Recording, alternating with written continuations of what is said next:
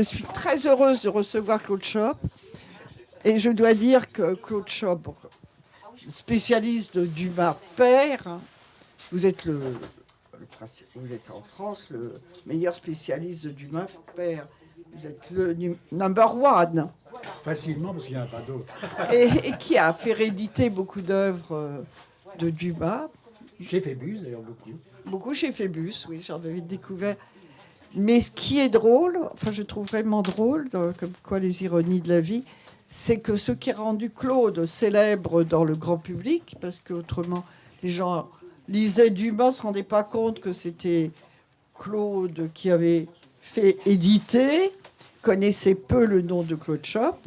Enfin, les spécialistes, oui, mais je parle du grand public. Non, bien sûr que non. Mais d'un seul coup, vous atteignez la notoriété grâce d'abord à la bio d'Alexandre Dumas fils, écrit avec votre femme, et grâce aussi à son travail sur Alexandre Dumas fils, Claude a trouvé, par une lettre, il va vous expliquer, la dame qui a servi de modèle pour l'origine du monde à Courbet. Donc, il va vous dire de mots, et je trouve... Alors là, ça l'a rendu mondialement célèbre, je dois dire, puisque vous m'avez dit qu'aux États-Unis et tout, sont venus vous... Oui, mais pour quelques minutes. Non, mais d'accord, mais je suppose que le livre va être traduit aussi, j'imagine. Ah oui, il y a déjà... oui, c'est ça, il y a des traductions, c'est assez... Oui, mais on en aura sans doute beaucoup plus. Donc, oui, c'est... Comme quoi, ce tableau qui est magnifique, il faut dire... C'est un tableau immense, enfin, je suppose que tout le monde le connaît ici. En ce moment, il est hommage, hein. Oui, et pour alors, l'exposition Freud. Colette m'a donné un argument formidable, c'est... Elle connaît très bien Guyotat, qui est un ami qui passe là. Et Guyotat a dit que c'était le plus beau tableau du monde. Voilà. Alors, à partir de ce moment-là, ça va encore valoriser la découverte. Voilà, oui. Bon, eh bien, je vais laisser Claude parler. Oui, alors, à vrai dire, là, vous me voyez, je ne vais pas dire en pleine lumière, dans de la lumière quand même. Mais généralement, je suis dans les bibliothèques, dans l'obscurité, comme une fourmi à gratter pour essayer de voir telle ou telle chose. Et en fait, c'est dans mon travail de rat ou de fourmi, ou de rat-fourmi, une espèce d'espèce bizarre, que j'ai eu une surprise énorme. Et cette surprise énorme, c'est que j'avais l'intention, et j'ai toujours l'intention, et peut-être que l'on la publiera, de publier la correspondance entre Dumas fils et George Sand. Vous allez me dire, qu'est-ce qu'ils ont à faire ensemble? Il y a quand même une grande disparité d'âge, donc ils n'ont pas eu de relation dite érotique. Bon, mais curieusement, pourquoi ce rapport extraordinaire entre les deux? C'est que poursuivant une maîtresse qui s'en allait vers la Pologne, Dumas fils a été arrêté par la police du tsar, enfin, empêché de passer, la douane était là, et il était là dans cette commune de Silésie, et il n'avait rien à faire, et tout d'un coup on lui a dit, mais vous savez, il y a la sœur de Chopin qui est là. Ah bon, alors... Et la sœur de Chopin possède toutes les lettres que George Sand a écrites à Frédéric. Alors évidemment, littérateur comme était déjà Dumas fils, il se précipite, on lui donne les lettres, il peut lire, il les trouve admirables. Il écrit à son père, j'ai retrouvé les lettres de George Sand à Chopin. Alors que fait le père, bien sûr, brave homme, il envoie une lettre à George Sand lui disant, cher ami, mon fils a... Alors, quelle a été la réaction de George Sand, bien sûr? Je les veux. Dumas fils les avait bien recopiés, mais... Et que s'est-il passé? Dumas fils a rapporté les lettres, a brûlé les copies qu'il avait faites. Il a donné les lettres à George Sand. Et qu'est-ce que George Sand a fait? Elle a brûlé, elle aussi, les lettres. C'est-à-dire, on n'a aucune lettre à cause de ça. Mais, sentiment d'une grande reconnaissance de Sand pour Chopin. Sans doute, dans les lettres, y avait-il des choses qui auraient pu la gêner. Et est née une étrange relation. Une chose suffit de le dire, c'est qu'il s'appelait mon fils et maman. Dumas fils s'appelait Georges Sand maman dans ses lettres, et vice-versa.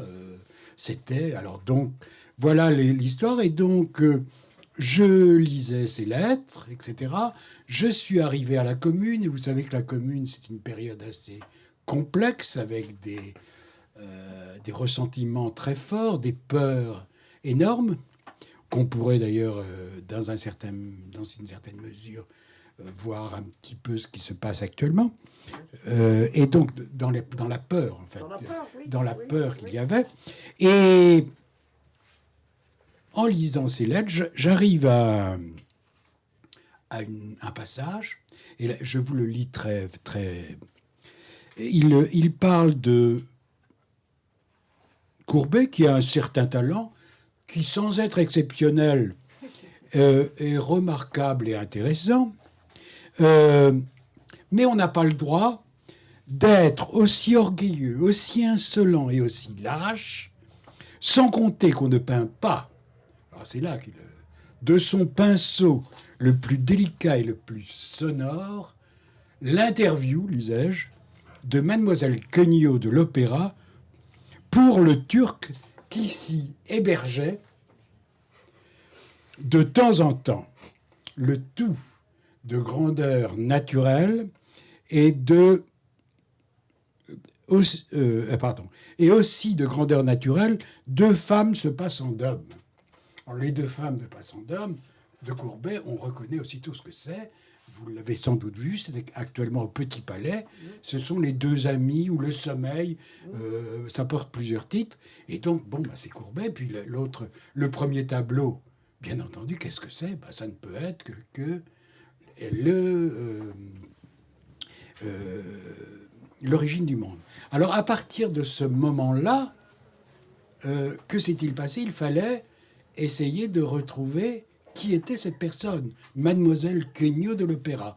Alors, qu'est-ce que j'avais? J'avais déjà un nom et un prénom, c'est important. Mademoiselle, ça supposait, même si les artistes se font parfois appeler Mademoiselle, ça supposait qu'elle était célibataire. C'est très, très important pour un chercheur, le célibat, parce que les femmes mariées, c'est l'enfer. Parce qu'elles ont deux noms, on n'arrive pas à les retrouver. Là, elle était célibataire, donc on pouvait partir sur Queugnot. C'était un mot sûr. Bon, et elle nous donnait quand même sa profession, de l'opéra. Donc, il y avait trois... Alors, comment remonter? Ça a été tout le travail du livre. Comment remonter jusqu'à essayer de redonner la vie à cette femme, mais sans... J'ai absolument refusé à prendre un angle romanesque. Il fallait que ce soit uniquement appuyé sur des faits. Voir si tous les faits réunis pouvaient donner une narration pas trop ennuyeuse pour les gens qui liraient, mais où tout serait véritablement réel. Donc, qu'est-ce qu'il me restait à faire? Eh bien, il me restait à le faire, à fouiller dans les archives diverses, etc. Alors, vous voyez, j'avais Mademoiselle Queugnot de l'Opéra. Donc, qu'est-ce que j'ai fait maintenant? On a quand même un instrument intéressant qui est Internet. Qu'est-ce que j'ai tapé sur Internet? Queugnot. Alors, j'ai tapé Queugnot, mais je l'ai tapé comme l'orthographié Dumas fils. Or, bien entendu, ce n'était pas exactement... Alors, j'ai fait des petites tentatives en voyant IAUI, etc., etc., etc. De même que lorsque l'interview de Mademoiselle Queugnot, j'ai dit interview, c'est pas possible, ça n'existait pas en 1866 ou en 1871, donc il faut trouver nécessairement un autre mot. Alors, j'ai dit intermédiaire, interposition, Bon, rien ne venait. Puis à un moment, j'ai dit intérieur. Et effectivement, c'était l'intérieur de Mademoiselle Queugnot que l'on voyait. Et donc, il a fallu donc faire quelques tentatives sur Internet. Et là, j'ai retrouvé un catalogue de vente après décès. C'est-à-dire qu'après son décès, on a vendu ses œuvres d'art. Alors, c'est intéressant parce que ça voulait dire qu'elle avait des œuvres d'art. Ça suppose donc un parcours social très important sans doute. Et donc, Et ça donnait surtout la date de son décès, 1868. Pardon, 1908. Alors, à partir de là, qu'est-ce qu'on fait? Alors, je vous introduis dans la cuisine. 1908, il y a 20 départements à Paris, et il y a ce qu'on appelle des tables décennales. Donc, j'ai commencé à aller aux tables décennales en regardant est-ce qu'il y a une Queignaud dans le premier, dans le deuxième, dans le troisième. Mais comme je sentais qu'elle avait beaucoup d'œuvres d'art, etc., j'ai commencé par des arrondissements chics. Et évidemment, au bout du troisième arrondissement, c'est-à-dire j'ai eu le huitième, et le huitième, très chic, donc elle était là, Constance. Alors évidemment, je savais qu'elle était morte là, la date exacte, et donc j'ai pu aller à l'acte de décès. Et l'acte de décès m'a donné son origine géographique, Saint-Quentin dans l'Aisne. C'était peut-être un peu mieux qu'aujourd'hui, mais c'est pas terrible. Et donc, j'ai sauté sur l'acte de naissance. Et l'acte de naissance était prodigieux, puisque c'était un enfant naturel. Sa mère n'avait pas de père, quoi. Et la mère, que faisait-elle? Elle ne signait pas l'acte de naissance, mais elle mettait une croix. Ça voulait dire on était dans un milieu social totalement et culturellement. Et elle était gazetière, la mère. Gazetière, c'est qu'elle fabriquait de la gaz. C'est pas un métier. Et donc j'ai vu d'ailleurs que Saint-Quentin s'était fait une spécialité dans la gaz à ce moment-là. On apprend toujours des choses en essayant de connaître tout ça. Donc là, ça a été intéressant parce que là, je commençais à... Et puis, bon, après, il y a eu l'opéra qu'il fallait aller rechercher. Et l'opéra, là, il a fallu se faire tasser dans la ligne 13 pour aller à Saint-Denis, aux Archives nationales. Et aux Archives nationales, bien entendu, j'ai découvert peu de choses, en fait, mais les documents administratifs, c'est-à-dire ces différents engagements à l'opéra.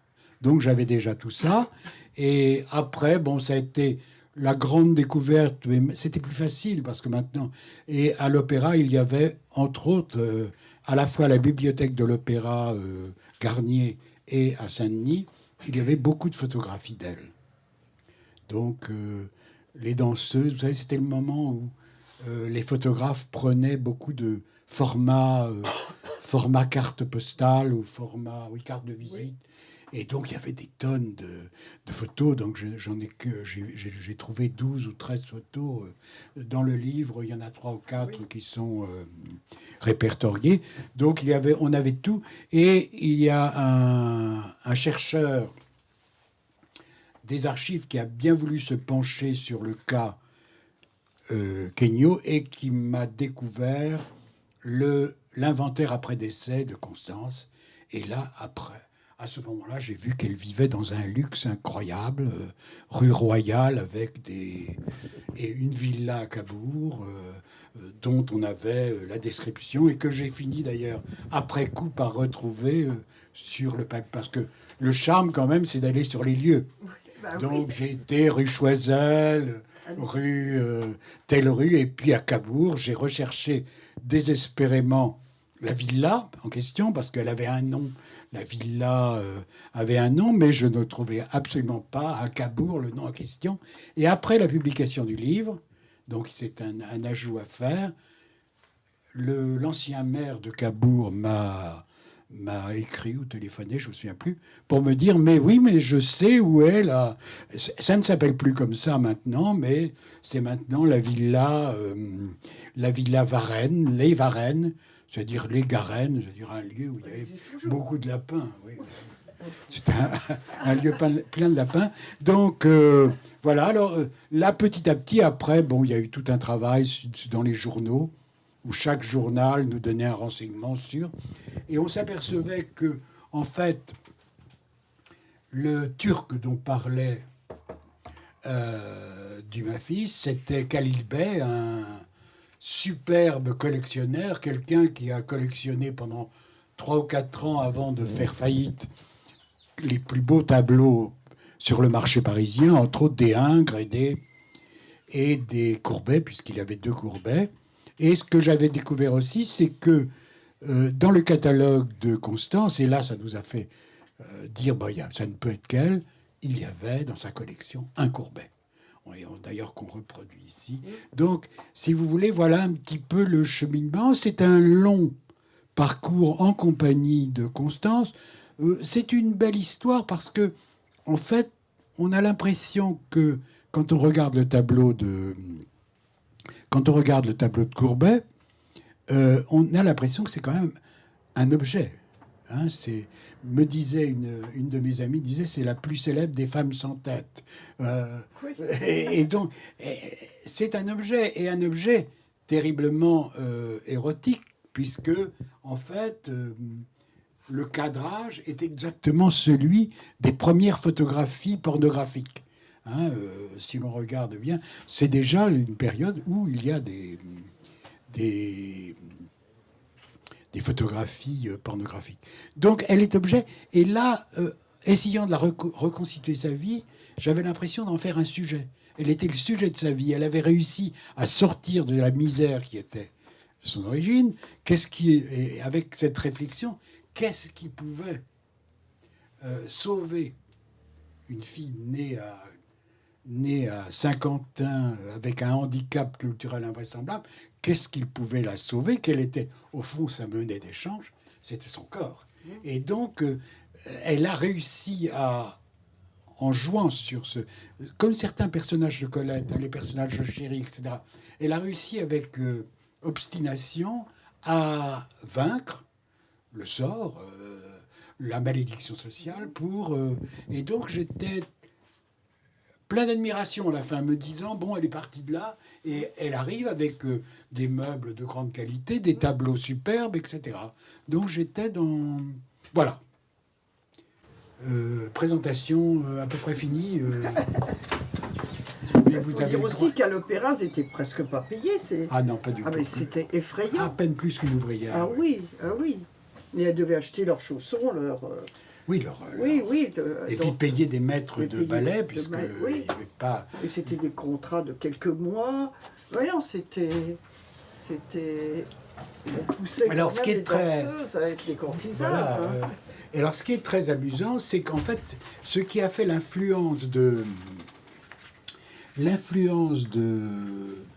Constance sur Qualibet, c'est qu'elle avait la réputation, et il l'estimait, lui, qu'elle était, il appelait ça porte-veine, c'est-à-dire c'était un énorme joueur, et comme il avait l'impression que quand Constance était là, il gagnait.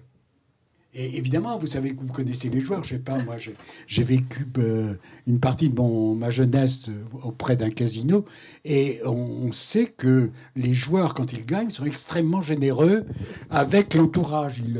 Ils jettent leur... Et donc, elle a dû récupérer beaucoup d'argent, certainement, de Qualibet. Elle a eu sans doute d'autres amants, mais là, c'est une recherche qui reste à faire. C'est très difficile. Les lits sont généralement clos, plus ou moins clos, et on ne sait pas très bien ce qui s'est passé. Mais pour avoir la fortune qu'elle avait, puis c'est une fortune en rente, en chemin de fer, en actions de chemin de fer divers les plus étonnants, du fin fond de la Turquie, etc. Elle est vraiment très très riche. Elle distribue son argent, et ce qui montre sa richesse et la réputation qu'elle a, c'est qu'elle a un nombre de filleuls invraisemblable. Elle est célibataire, et je pense qu'on se dit, on a un enfant, on la nomme marraine, et là, les petits vont en profiter largement. Il y a 4 ou 5 filleuls qui sont répertoriés sur son testament, puisque l'inventaire après décès nous a donné son testament, où là, elle a une écriture un peu difficile. Et on voit là tous ceux qui étaient son environnement. C'est-à-dire, généralement, des artistes. Mais des artistes de haut vol, comme Madame Dalloz, qui était une grande danseuse. Et voilà un peu Voilà. Alors, vous pouvez me poser des questions. Oui. Ça m'aidera...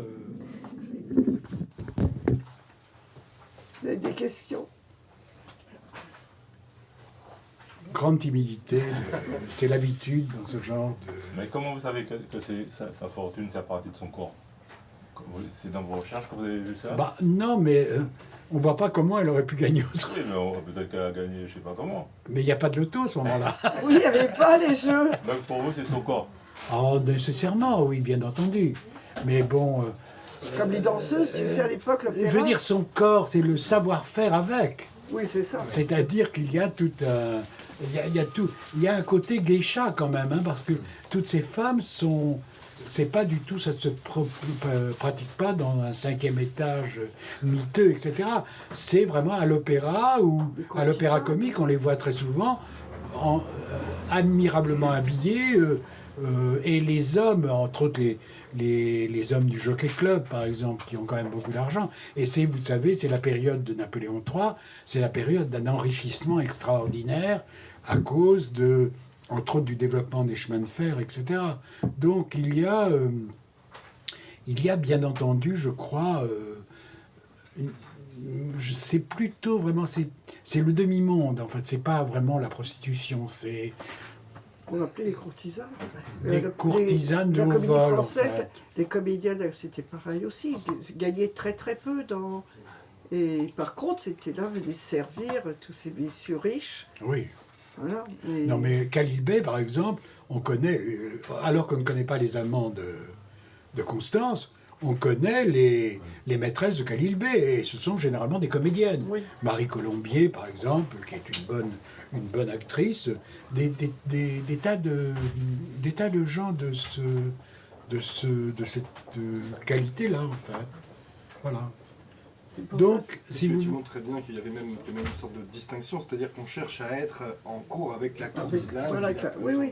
Enfin, Oui, oui, il y avait... Parce que c'est... une façon de...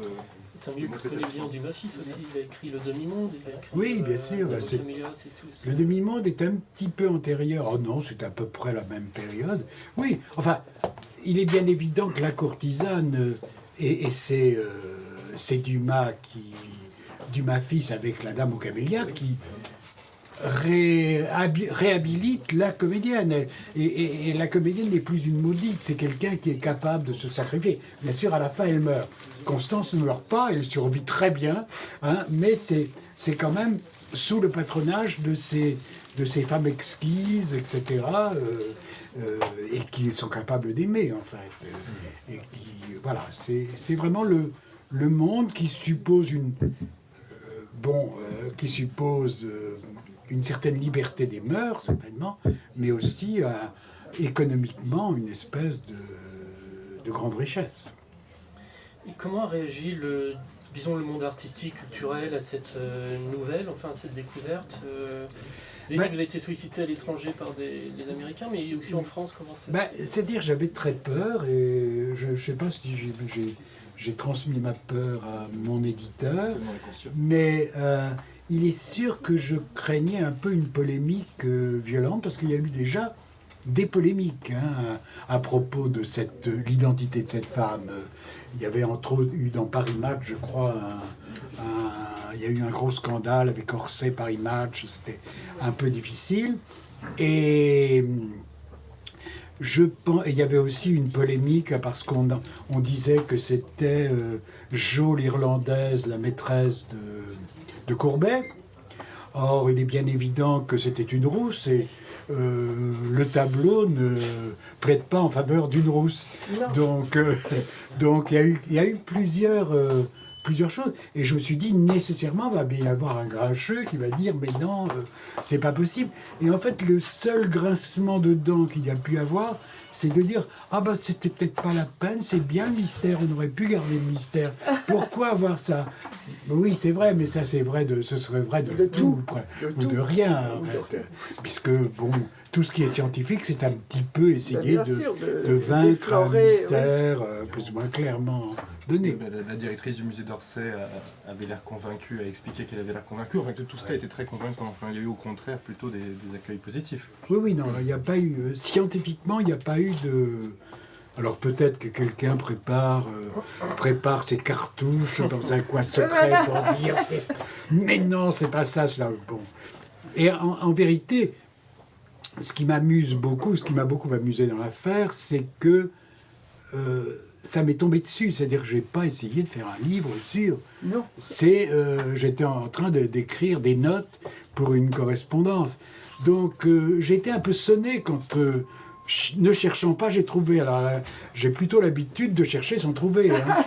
Et là, tout d'un coup, voilà. Donc ça a été un moment un peu difficile. Bonjour. Ah, voilà. Il y a Philippe aussi. Philippe Garbi. Oui, oui, non.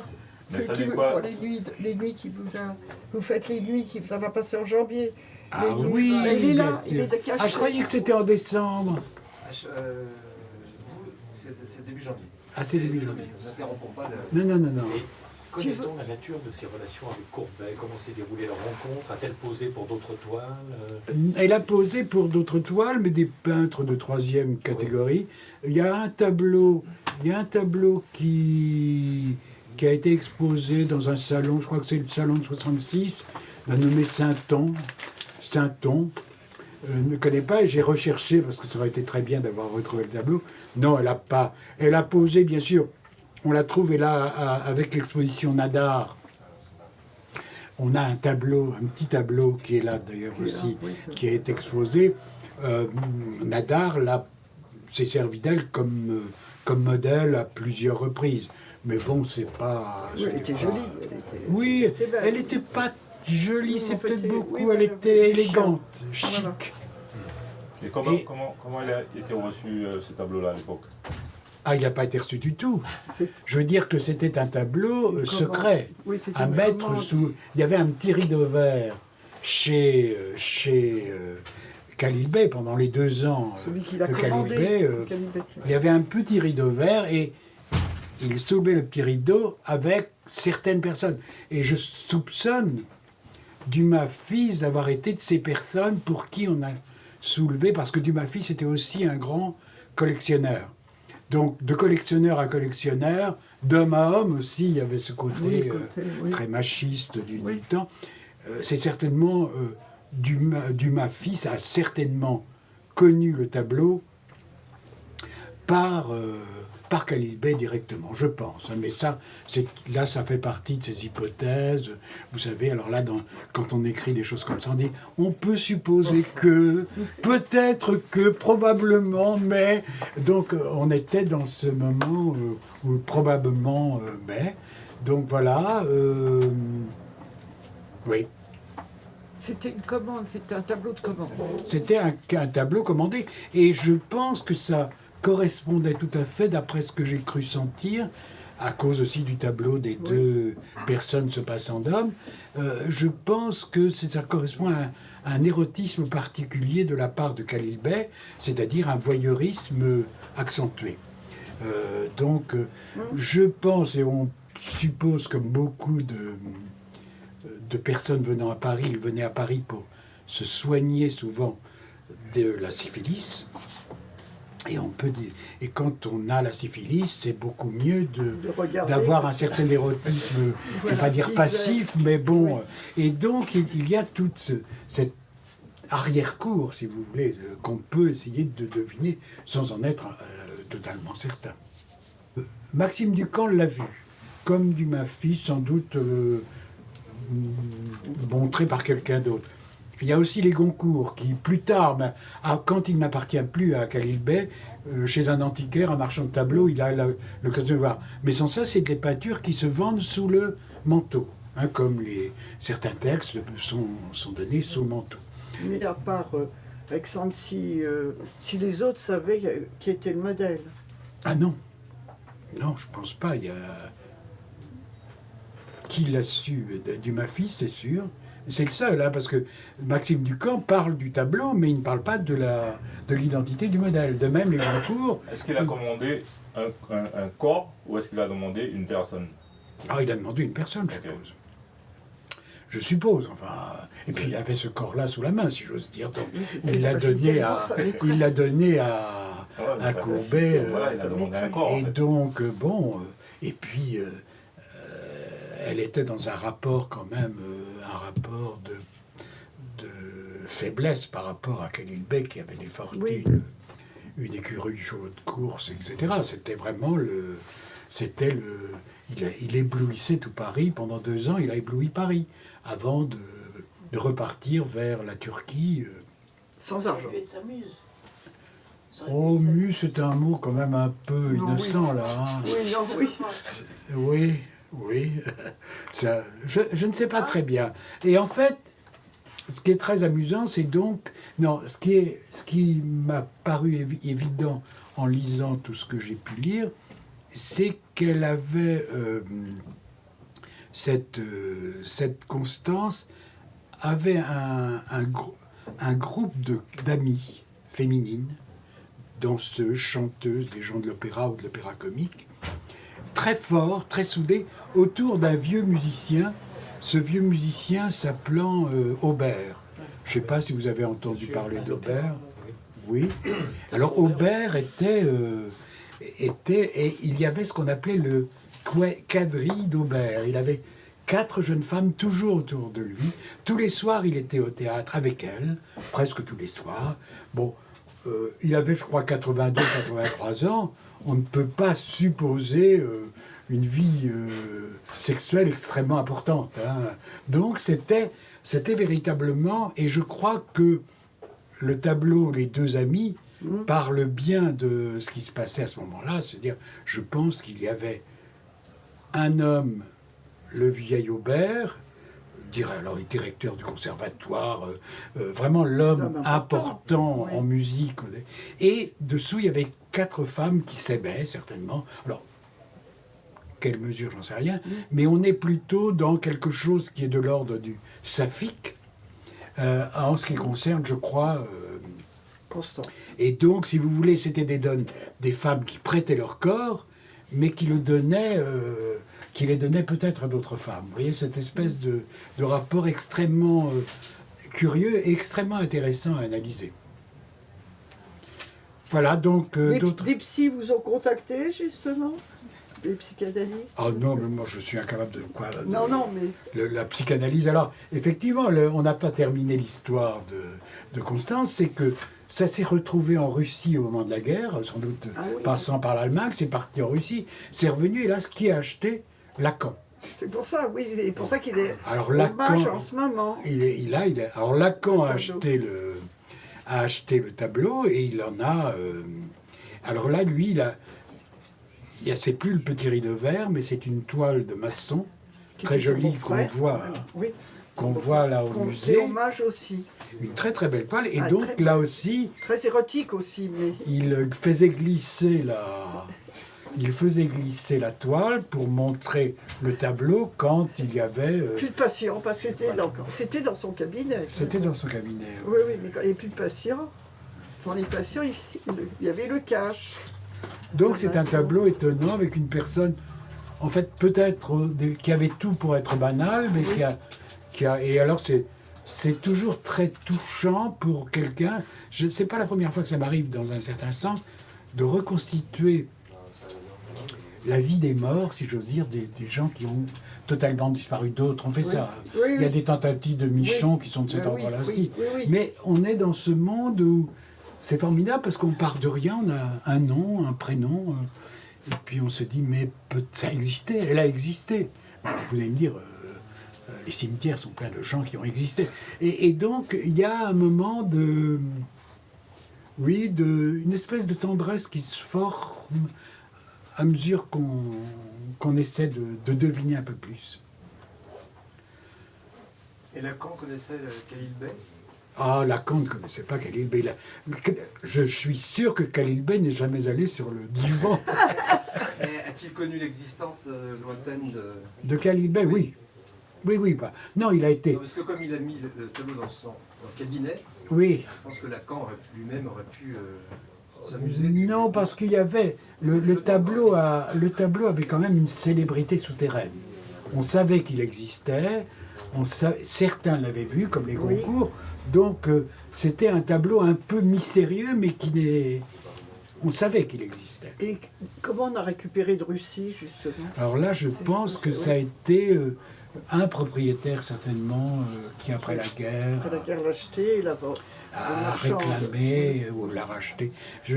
Parce qu'on ne sait pas entre Qualilbet et Lacan à qui il a appartenu.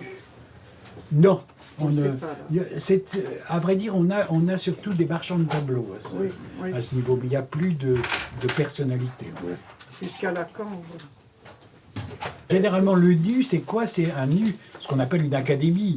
Oui. C'est-à-dire tout est fait avec quelques drapés, une feuille de vigne, Oui, c'est etc. ça, oui, oui. Où justement l'origine du monde n'est jamais montrée. Là, on a véritablement... C'est un tableau. Et alors, Vraiment. C'est une petite, progression, pe- quoi. petite anecdote, lorsque il y a eu l'inauguration du L'image, oui. du De Freud, l'explosion du Freud, oui, on s'est retrouvés là-bas. on s'est retrouvés et je rencontre quelqu'un que je connaissais d'autrefois, mais on se reconnaît plus ou moins. Elle était avec son grand petit-fils. Et les gens se détournaient du Mais tableau. oui, oui, oui. ça, Ils je l'ai n'osent vu pas, aussi. ils n'osent Ils pas osaient regarder. pas s'approcher. hein. Oui, et je crois qu'ils Bien sûr. ils ont peur d'être vus regardant. Oui. C'est ça, c'est Oui, pas oui, qu'ils non. ont peur, mais ils ont peur d'être vus, soupçonnés Oui, oui, peut-être je de t'assure quelques que ça vices, aussi, etc. On Et était alors, très peu à aller voir de près le tableau. Très très peu. Les et elle gens a dit à ce regardaient de moment-là à son grand petit-fils, qui a 22 ans, 23 ans, elle lui dit « Regarde, regarde mon chéri, c'est là d'où tu viens. » J'ai trouvé ça très, très curieux dans la mesure où elle regardait alors que les autres se Les autres, détournaient. oui, oui, oui, oui. Il suscite toujours une gêne sur les réseaux sociaux, par exemple la censure, Facebook, Oui. etc. Bah, maman, on ne pouvait pas. Quand Jacques Oui, là. Henry, qui avait publié un livre, il avait pris comme jaquette comme l'origine du monde, des libraires. Les On flics sont refusait venus- de- Non, non, mais les flics sont venus demander aux libraires de l'enlever de la vitrine. Oui, là. Depuis quand il est exposé à Orsay? Il y a pas 95. C'est ça, il n'y a pas si C'est longtemps. 95. Et au enfin, début, il était dans une petite salle à l'écart quand même, avec un. Tu avais une sorte de rideau au tout début quand ils l'ont mis à Orsay. Et en fait, c'est la loi française qui permet ça, puisque quand on a un gros héritage, on peut donner quelque chose, c'est ce qu'on L'héritage appelle une Lacan. dation. Et C'est donc, ça a l'héritage été Lacan. une dation des héritiers Lacan à... Mais je À Orsay. t'assure qu'au début, c'était top ça, quoi. Il n'y a jamais foule devant ce tableau-là. Non, non, non, les gens. Non, les gens. Non, non, on se détourne de... Oui, oui, oui. Il parle de sonore, avec son pinceau le plus sonore. Ce qui laisse supposer vraiment une espèce de frémissement du charnel, en définitive, à travers cette toile. Est-ce que Courbet, il était contesté en tant que peintre? Parce que c'est- Ben, il était surtout contesté à ce moment-là La en commune. tant que communard, enfin estimé communard, puisqu'on l'accusait à juste titre d'ailleurs Oui, d'avoir aidé à la mise par terre de la colonne Vendôme, entre autres, et donc c'était un acte symbolique Mais il très a dû fort. quitter la puisque- France parce qu'il était condamné à une Ah telle oui, somme ben, qu'il ne pouvait pas payer. et il a abandonné eu Nantes, une... Il est parti en Suisse. Après Il la a dû se cacher, Commune, oui. son existence a été tragique, Oui, triste, oui, oui, il a Très dû triste. s'exiler en Suisse. malade, etc. Non, non. Mais bon, Et après, il n'a peint là que des paysages, parce que quand on avait l'expo Courbet, il y avait, quand il était en Suisse, mais ils sont magnifiques ces paysages, mais c'était plus du tout les mêmes tableaux, si tu veux. Non, non, il a dû fuir en Suisse, il a été condamné à une telle amende qu'il ne pouvait pas payer. ah ouais. Donc, D'autres questions? Je prends. Je crois, moi, à vrai dire, j'ai une théorie sur ce tableau chez Courbet. C'est que Qualilbet avait déjà acquis donc le tableau d'Ingres, le bain turc. oui, Et j'ai pensé que, en fait, faisant son tableau de nu, Oui. il a voulu prendre le contre-pied oui. du bain turc, c'est-à-dire le contraire de quelque chose où le dessin l'emporte. Là, c'est la matière qui La l'emporte. matière qui l'emporte. Et donc la matière, c'est en fait c'est de la peinture faite chair. Oui, Alors oui. que chez Ingres, c'est plutôt de la matière faite forme. Oui, Et oui, donc oui, je c'est crois que d'accord. ça peut être une théorie parce que, bien entendu, il a visité la galerie de Qualilbet avant de faire son tableau, puisque son tableau devait s'intégrer dans le... Et là, dans un merveilleux un merveilleux cadre, puisque c'était l'ancien appartement de Laure Seymour, juste boulevard des Italiens, faisant l'angle avec l'Opéra Comique. C'était véritablement un des luxes extraordinaires, un des appartements les plus luxueux de Paris. Donc on peut imaginer tout cela facilement. Enfin facilement, non. Non, mais c'est évident qu'il y a une peur de l'intime. C'est plus que maintenant, sans doute. Oui, parce qu'il y avait des lois aussi. Il y avait des lois sévères, c'est vrai. Oui, il y avait des lois sévères là-dessus. Ah, c'est les moments où, quand même, Flaubert, Baudelaire sont en procès en 60. Baudelaire aussi, C'est ils ont été condamnés. 58, je crois, Bovary, et en 60, c'est les fleurs du mal. Comment il s'appelait? C'était toujours le même procureur, là. Pinard. Pinard, voilà. Le professeur Pinard. Enfin, le procureur. Le procureur Pinard. Avec les noms comme ça, il faut... Oui. Attends, Il ils y a de ont quoi été s'enivrer. condamnés Oui, aussi bien Baudelaire que Flaubert, ils ont été condamnés quand même, mais assez lourdement. Et Dumas, père, puisque je reviens à mon sujet favori, Oui. Dumas, père, était aussi très fasciné par tout ce qui était amour lesbienne. Oui. Et donc, il y a une lettre assez curieuse de Dumas père qui demande à Théophile Gautier: est-ce que tu peux m'envoyer les poèmes condamnés de Baudelaire? Je veux faire répéter une jeune femme. C'est totalement étonnant. Donc, là, au contraire, on est dans la non-peur de l'intime, parce que Dumas père, c'est tout à fait le contraire. Ah C'est oui, lui, c'est celui qui présente son intimité Oui. au monde entier. Tout le monde le sait. Photographie de Disdéry, c'est Disdéry, non, c'est pas Disdéry, c'est Adolphe, où on vend, comme si Colette vendait dans sa vitrine, des petites cartes postales où on voit Dumas ayant sur ses genoux une écuyère américaine vêtue uniquement d'un maillot collant et assez transparent, enfin, pour donner l'impression de la nudité, car elle jouait le rôle sur la scène de la Porte Saint-Martin.